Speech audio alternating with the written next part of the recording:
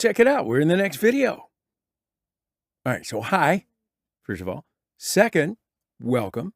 Third, we're going to cover file sharing. So let's get into it. So file sharing, it's the public or private sharing of files or folders on a computer connected to a network. Probably could have figured that one out on your own, but files can easily be shared outside of a network as well via removable media.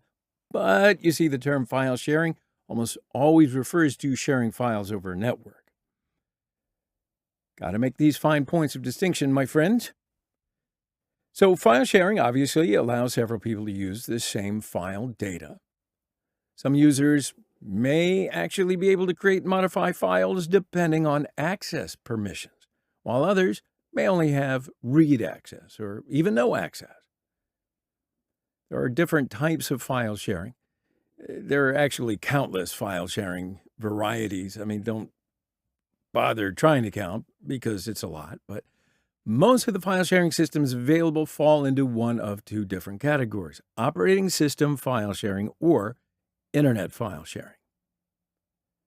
Right, so nearly any modern operating system provides integrated file sharing capabilities. For example, Windows supports file sharing using Server Message Block, or SMB. An administrator can share a folder on Microsoft's Resilient File System, REFS, which makes the folder accessible through the SMB protocol. So there are typically a number of additional features available, although the specific sharing options may vary by operating system. So in addition to specifying user permissions for shared folders, it's also possible to impose storage quotas that limit the amount of data a user can store within the file share.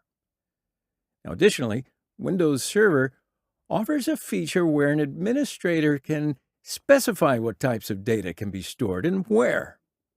So, for example, if an admin designates a shared folder for Microsoft Office documents, they can prevent users from storing music or video files in that location. Naturally, there are several types of internet file sharing, which each serve a specific purpose. But the most common would include some of these: peer-to-peer or P2P file sharing. So it's a consumer-level technology in which each participant's PC acts as a client in a much larger file-sharing network.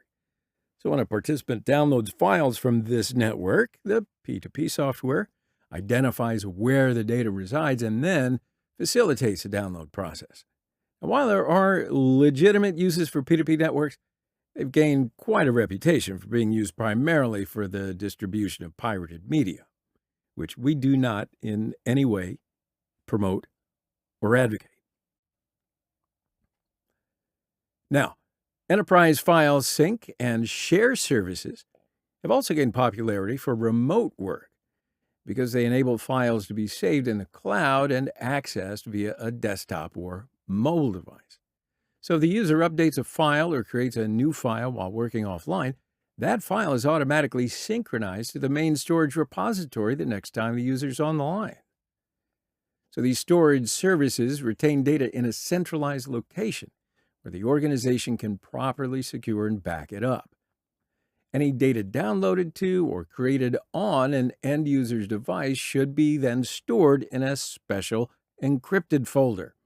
This is often referred to as a vault, but it keeps the data from being compromised if a device gets lost or stolen. Portal websites such as Microsoft SharePoint Online will allow users to share files and folders with coworkers, and in some cases, people residing outside the organization via a shared link. Now, these portal-based file sharing services provide real-time, collaborative access through a web browser or mobile app, which means users can access files from anywhere, including, nearly any device. All right, so let's figure it out.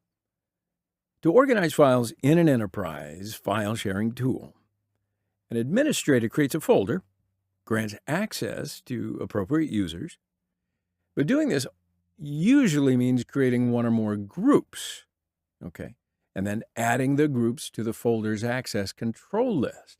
And this allows the administrator to set read and write access to apply to entire groups or individual users as needed. What happens next is users can then access files from the folders that they have access to.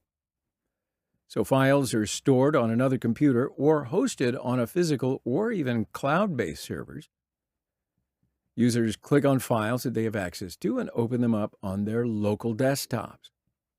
Accessing files via another computer works through P2P file sharing, where each computer is a client in a larger network. Server-based file sharing, on the other hand, is a product of the File Transfer Protocol, or FTP, where access can be restricted based on permissions set by the administrator. Now, typically, a user can view and edit a stored file, save any changes, and then those changes will appear the next time they open the file. All users who have access to a shared folder or file will see the latest updates to that file or folder. So let's talk about choosing file sharing software. Yeah, because choosing file sharing software ultimately comes down to matching features with the organization's needs. So if the highest priority is providing access to multiple files within one or more folders, the organization may be able to use the built-in operating system or cloud computing capabilities. Now, it's possible that the network-attached storage, or NAS, already has file sharing capabilities, eliminating the need for any additional software. However, depending on the general business use case, a portal site may actually be a good alternative to a traditional file server. Now, likewise, an enterprise file sync and share system, such as Box or Citrix ShareFile or Ignite, might actually be a good option if many remote users frequently work offline. So an organization doesn't have to use only a single type of file sharing software either. Instead, organizations should explore using multiple file sharing tools, each targeted at a particular use case where they're most appropriate. Yeah, so there we go. Now you know all there is to know about file sharing.